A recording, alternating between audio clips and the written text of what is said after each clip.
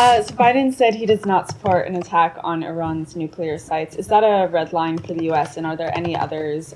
What's your message to Israel on how this response should look? So the president made very clear what we do not support. I think beyond that, we will continue to discuss with Israel what the shape of their response will be. I'm not going to air all of those discussions privately, but we have made very clear that this was an unprecedented escalation by Iran. Israel has a right to respond to it, and we'll discuss that response with them. Are the Israelis listening to you? Like, do you have any indications that Israel is even inclined to listen to the U.S. after having made operational decisions on its own that led to success? Look, they're a sovereign country. They do make their own decisions. We talk with them at a number of different levels about what we believe is in their interest, what we believe is in the interest of the region. We'll continue to do that, but ultimately it's up for them, as it is for any sovereign country, to make their own decisions. Are they receptive to what you've been telling them in these conversations, though? Do you have any indication that they're going to listen or coordinate with you on what the next steps are? I think it's appropriate at this point that we keep those conversations private. Okay. And then just on Gaza ceasefire prospects, has there been any progress on that since the attack on Hezbollah communications equipment?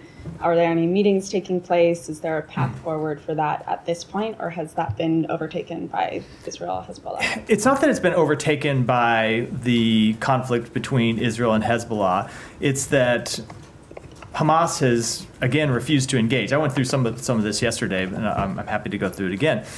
This really predates the events of the past week, 10 days, where we've seen Israel launching attacks on increased attacks on Hezbollah. It goes back several weeks where we were at this point where we were trying to get together a next proposal that we, along with the other mediators, Egypt and Qatar, would present to the two parties.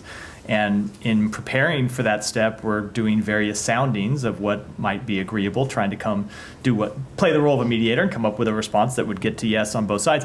And Hamas has refused to engage. So it's not from a lack of interest on our part. It's not from a lack of focus on our part. But when you're trying to put together a deal, you have to have the parties themselves engage. And over the last few weeks, Hamas has been unwilling, for whatever reason, to engage.